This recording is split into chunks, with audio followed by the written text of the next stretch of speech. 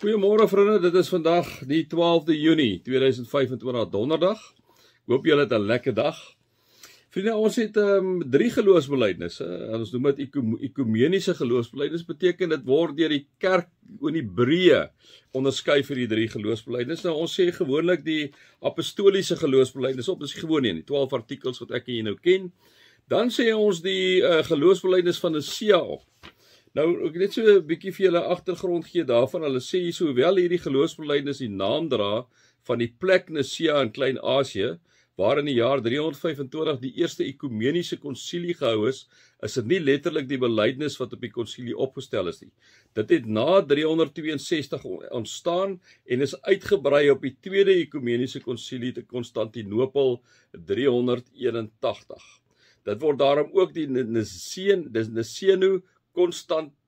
Constantinopolitanum genoem. Ons noem dit die geloofsbelijdenis van Nicea. Ek het gedag ek gee so 'n bietjie vir julle terugvoer. Also kom ons bid hierdie geloofsbelijdenis saam.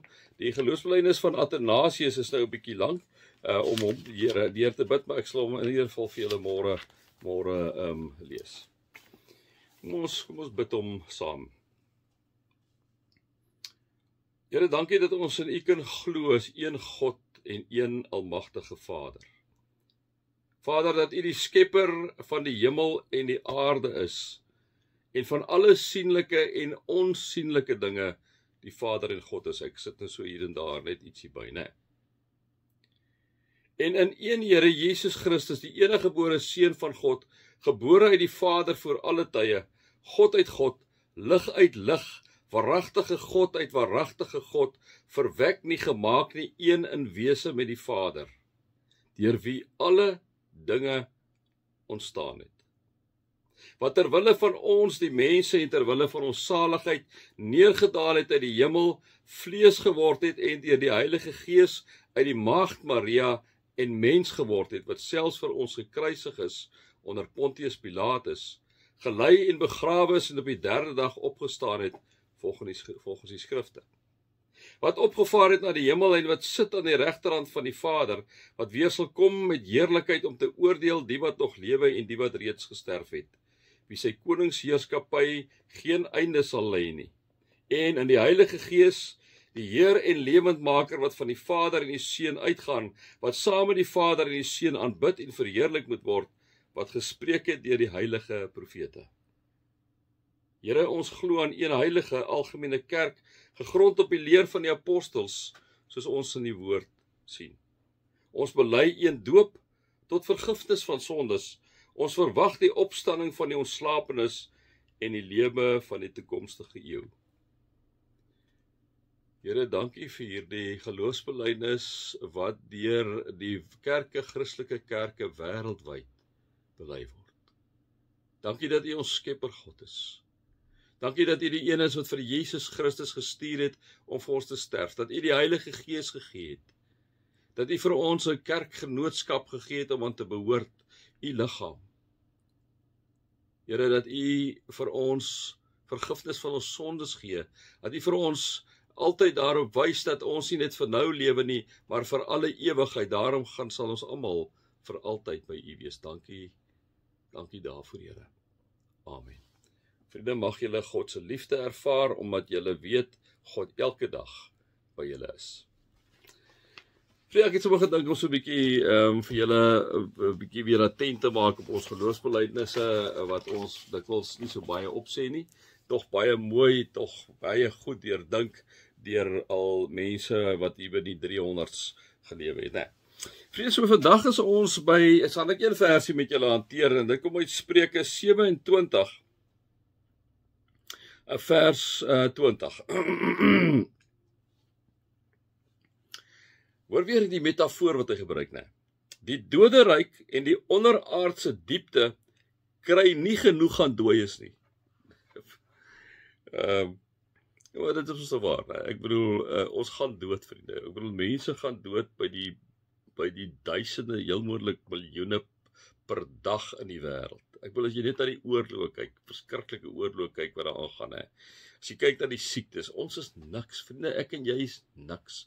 Daarom beskryf die Bybel dit vir ons is soos 'n tent. Ons is soos blare en gras, wat die een oomblik daar is, die volgende oomblik is ons weg, vriende. So, ek en jy is niks. Ons is tog so verskriklik arrogant baie keer in wie ons is, né? Maar ons is eintlik niks, vriende. Nou kom sê, die spreekdigter kom bevestig dit maar net wanneer hy sê, die doderyk en die onderaardse diepte kry nie genoeg van dooies nie. Miljoene ter miljoene ter miljoene ter miljoene biljoene mense wat al oorlede is. En dan gaan hy aan en sê hy, 'n mens se oë kry nie genoeg van begeer nie. So hy stel dit weer gelyk. Kom ons sê lees hier.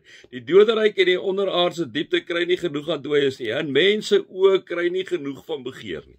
Kom sê die spreekdigter. As ons die 10 gebooie al reeds gaan kyk, dan word dit daar vir ons uitgestik. Hy sê, moenie begeer nie. Kom ons lees gou daai stukkie, wat ek en jy tog goed ken, vriende, maar kom ek lees sommer nou, vir julle soos wat hy daar so staan, in Eksodus 20, kom sê hy mos vir ons hier heel op die einde, hy sê, jy mag nie iemand anders se huis begeer nie. Jy mag nie sy vrou begeer nie. Ook nie 'n slaaf of 'n slavin, 'n bees of 'n donkie of enigiets anders wat hom behoort nie, né? Kom ons in ons moderne taal kan ons sê, jy mag nie iemand anders se huis begeer nie. Jy mag nie sy vrou begeer nie. Jy mag nie sy kar begeer nie. Jy mag nie sy motors begeer nie. Jy mag nie sy aandele portefeulje begeer nie. Jy mag nie sy klere begeer nie. Jy mag nie sy tweede strandhuis en so aan, né? Ons mag nie begeer nie. Nou kom sê die spreekdigter, soos wat die aardse, onderaardse diepte nie genoeg kry aan dooie mense nie, so kry die mense oor nie genoeg aan begeer nie. Vriende, dit is 'n baie belangrike ding wat hy hierso kom sê, né? Want ek en jy moet vir mekaar kom sê, dit is so, vriende, daarom sit ons almal vir ons huise met 'n oorvloedige klomp goed wat eintlik net nonsens en rabbies is eintlik, né? Want ons koop ons daar, hierdie bekertjie lyk mooi. Kom koop hierdie bekertjie.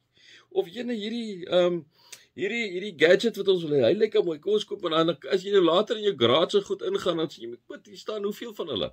Of jy by jou hemde of rokke of skoene en jy weet self net, ons kry nie genoeg van begeer nie. Daai ding, ek wil hom hê. Ek wil hom hê. Nou, mense oë kry nie genoeg van begeer nie. Vriende, en dit is ook ons probleem, né? Baie keer is dit waar baie van die probleme in hierdie lewe kom, is mense wat begeer. Mense wat begeer, hulle begeer die ander mense se goed. En dit is dikwels omdat jy begeer. Kom ons vat gou vir Dawid as 'n voorbeeld. Dawid het vir Batsheba begeer toe sy daar besig was om te bad op die dak. En sy begeerte het gelei tot sy sonde met haar, en sy begeerte het gelei op die ouene dat hy haar man laat doodmaak het op die front voor, né? Begeerte, wat jou oë sien, dis so waar wat hy sê, né? 'n mens se oë kry nie genoeg van begeer nie.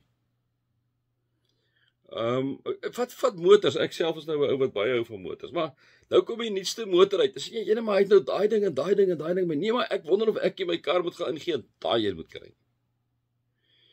As jy die selfoon, hierdie selfoon kan dit en ek wonder wanneer is die tyd dat my kontrak verby is dat ek hom gaan ingee. Ons oë begeer. Daar's niks verkeerd, vriende, om iets te sien en te sê Jesus nice, maar wanneer ek en jy begeer, dan dwing dit jou en my dikwels tot aksie, en baie keer tot 'n verkeerde aksie. En ek dink dit is half, ek lees dit nou in, maar ek dink dit is waar die goed inkom. Daarom sê die woord ook vir ons, moenie iemand se huis begeer nie, moenie sy goed begeer nie, moenie sy vrou begeer nie. In al die egbrekery in die tyd wat ek en jy leef, begeer. As daar 'n mooi girl is, jy begeer haar. Kom sy daar en is 'n ander man se vrou, dan begeer jy of 'n ander vrou se man, né? Hy's suksesvol, hy so, ek begeer hom, en wat maak wat nou die dag vir julle gesê, kom ek gaan drink 'n koffietjie met hom. Dis waar die nonsens begin. Ons oë is 'n groot probleem. Daarom, liewe vriende, moenie daai pad gaan nie. As jy iemand sien wat pragtig is, sê is pragtig en dan gaan jy aan. En jy volg nie daai vrou die hele tyd, jy volg nie die man die hele tyd met jou oë nie. Kyk waar hy sit, kyk waar hy staan, nee. Hou gefokus voor jou, want dit is al die goed wat verkeerd gaan in hierdie lewe. Kom en eindig op die einde by begeerte. Julle kan hom maar gaan uitpak, liewe vriende. Julle kan hom maar gaan uitpak.